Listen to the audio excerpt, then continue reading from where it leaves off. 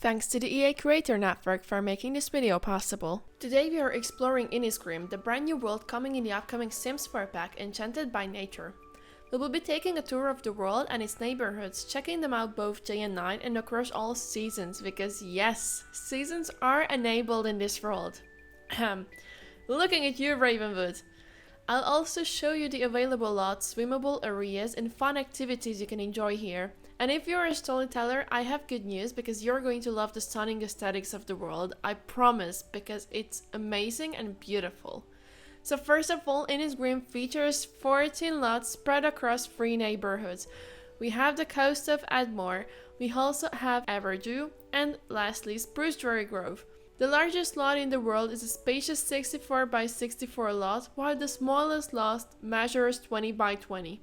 There's also a nice variety of other lot sizes too, including several 30 by 20, 40 by 30, 30 by 30 and 150 by 50 lots. All lots come with pre-built buildings and venues, including residential homes, a museum, lounge, park and bar venues. Overall, each of the 3 neighborhoods have swimmable areas, however they are quite small, especially in the coast of Admir, which I think had the potential for a much larger swimmable ocean, but more on that later. Let's start with the coast of Admir, which the game describes as a bustling tourist hotspot. The town stands out for its vibrant, colorful look and its love for gnomes. Seriously, there is even a huge gnome sculpture the Sims can try to kick or beg for good luck. Right next to it there is a gnome stall where, as you might guess, you can buy gnomes, as well as some specialty food items.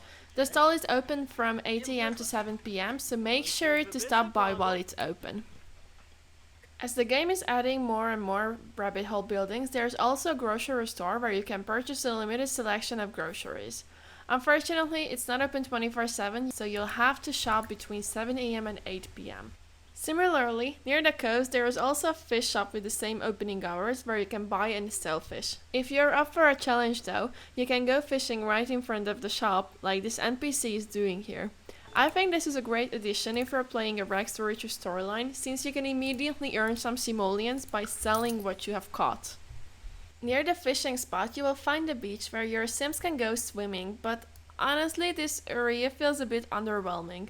See these buoys out here? That's the only area where your Sims can swim. And looking at the huge ocean beyond, it feels like such a missed opportunity, because look at this again, this is all the area where your Sims can swim, and instead we could have had all of this swimmable, but for some reason it's not. So if your Sims want to go swimming on the coast of Admir, this is all where they can do it.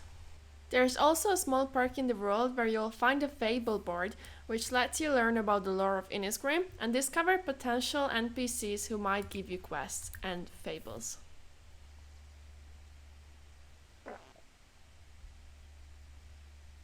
And yes, she just farted.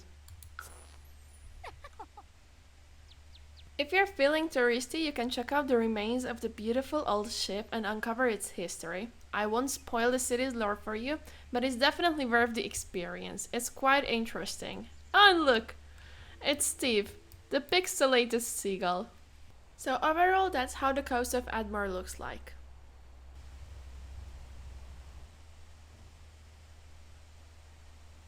At night a thick fog rolls in from the ocean, which honestly gives swimming a spooky vibe, so watch out for sharks. Seasons are enabled in this world, but it's not perfect at all. As you can see, some items don't have snow enabled properly, but hey, at least we do get snow.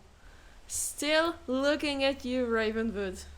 The other seasons are gorgeous too, so if you're a storyteller, you'll definitely find plenty of beauty spots to snap photos of your Sims or have one Sim propose to another in a stunning setting. Next up is Brewster Grove, which has 5 lots and feels more like a cozy village than a bustling town. There are also some new rabbit hole buildings here, which I think are great additions, along with plenty of other things to explore. First of all, there is a bookstore, a wonderful new feature, so you are no longer limited to buying books only from a bookshelf. You can also sell any used books you have in your inventory, but you can purchase used books. On the other side, there is also a gardening shop where you can buy seeds, pots and other gardening supplies.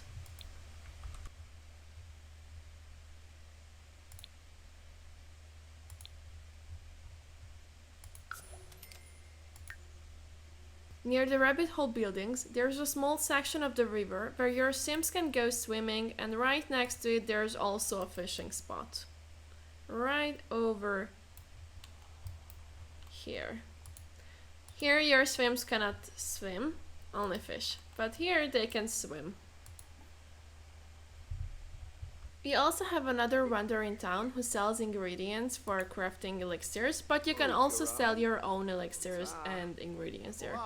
After purchasing what you need, you can start crafting elixirs right beside the vendor to cure ailments and more. And actually after creating one, you can then sell it. So this is also another great thing to do if you're doing a Rags to Riches challenge.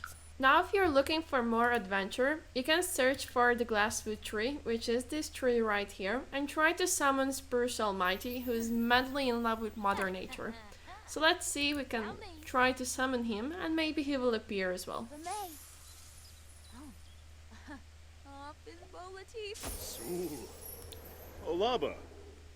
Now if you catch him in a good mood, he will boost your luck and even share some funny details about his past relationship with his ex, basically.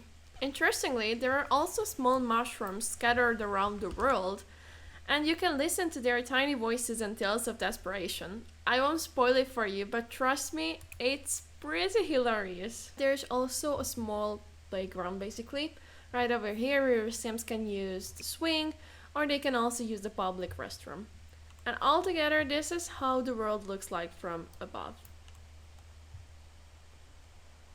This is the biggest lot right over here. We have the swimmable area right here and some of the lots which are scattered around here.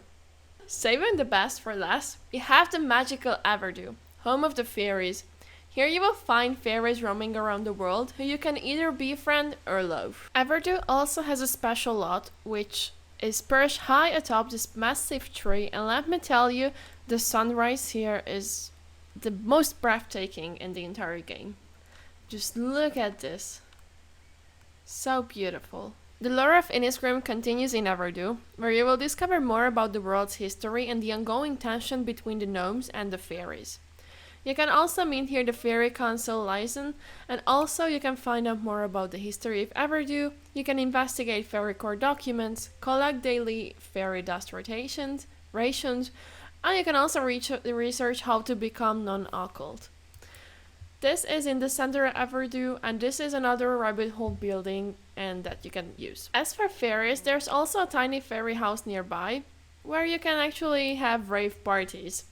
And you can also collect fairy dust. You can also regenerate your emotional force, you can rename the fairy house, throw a dance party, or take a bath, sleep, or just simply view it.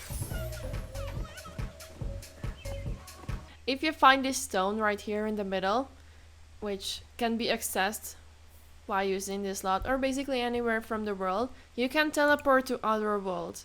Although you will need to have some amount of fairy dust, but this is a great way to teleport to other worlds because now you don't need to go into mines to get to Forgotten Grotto or to Sylvian Glade. You can just teleport right to 6M or to the Magic Realm, and I believe this is such a great feature. This all of course depends on the amount of packs you have installed. If you only have the base game features, then you will only have Sylvian Glade and Forgotten Grotto.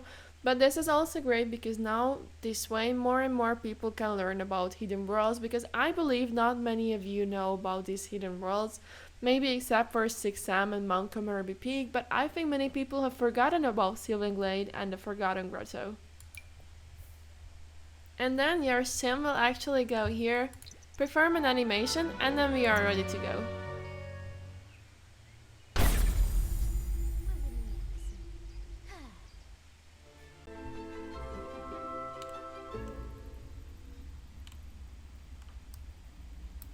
There's also a magical lake in Everdo where your Sims can soak up different emotions, transform into fairy, or ask for relief from ailments. If you're lucky, you can even have the spring change your Sims' emotions to something entirely new. For example, she's not feeling playful, but we can try to become inspired, or happy, or flirty. So now we'll ask her to transform or teleport here, because this is something new that fairies can do, and I absolutely love this feature as well. I think this is very cool. And the animation as well is just very beautiful. So now we will try to ask to change the emotional state to maybe flirty, and we will see what will happen.